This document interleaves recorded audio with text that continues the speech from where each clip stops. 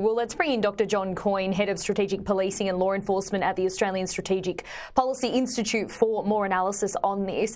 Thank you for your time today, John. How do you assess the announcement? Are you concerned?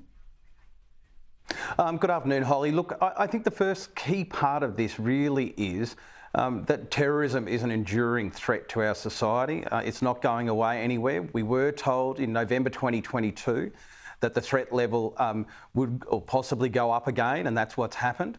I think the concern here is how widespread the issue is, how many different motivations there are, and that general frustration that the DG ASIO talked about in terms of the community and the willingness to move to politically motivated violence. And I think that's the other issue here, which is there was some very carefully constructed language. So it wasn't all about terrorism as we would have heard in 2014. This was very much focused on politically motivated violence and how quickly a range of other types of violence could be used in this space. Yes, they spoke a lot about the broad landscape of these ideological views at the moment. It mentioned the conflict in Gaza, but said that wasn't the only focus here. Some say it's not cause for fear, but to be on alert. Others say that it is a significant change. What challenge does the government and security agency and law enforcement now face in monitoring this increased threat, if it is so broad? Look, it's one of issue here is that just the scale of the collection activity of collecting enough information, processing it quickly, and working out the difference between, and you know, we've heard DG ASIO talk about this before, that sort of language that is extremist in nature, that is awful but lawful, versus those sorts of people who are going to progress on to undertake politically motivated violence or terrorism. And that's a big challenge.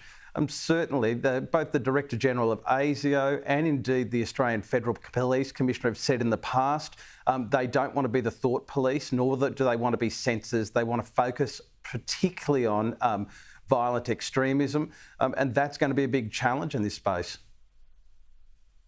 There's also the side of democracy and people being able to advocate for their view, and that's a really important part of our country. But an important point that I took away from today is the importance of our words and the potential meaning that people take away from it with those extreme views. What do you believe it is about the protest movement or conflict in Gaza that makes it a particularly dangerous driver at the moment?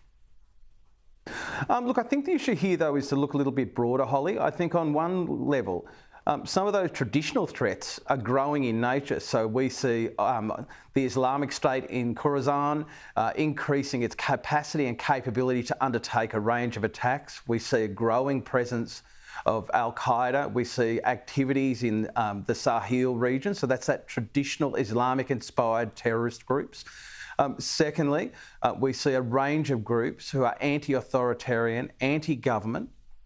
We see groups and individuals who are focused on hate for women, for white supremacy. And then, of course, we see protesters who are legitimately expressing their political opinions in relation to the conflict in the Middle East. The concern there is that will then turn into politically motivated violence, which is not a form of acceptable protest here in Australia. Yeah, a really powerful point there. I mean, what could the nature of a terror threat look like? We heard our reporter Trudy McIntosh speaking about what the nature of this could potentially look like. And I mean, the Prime Minister today saying and doubling down that this isn't a cause for concern today, but understandably, people hearing that press conference today, there will be alarm bells going off. How should people be feeling at the moment? Look, people should right now, as we've lived through this since the September 11 attacks, and we've lived through the rise of the national threat terror warning level to probable in 2014, we should be aware of our security. We should be looking out for our family. We should be looking out for our work friends, as was highlighted by DG ASIO. We have to be really clear here, though, that there is some big challenges in terms of social cohesion in this nation right now.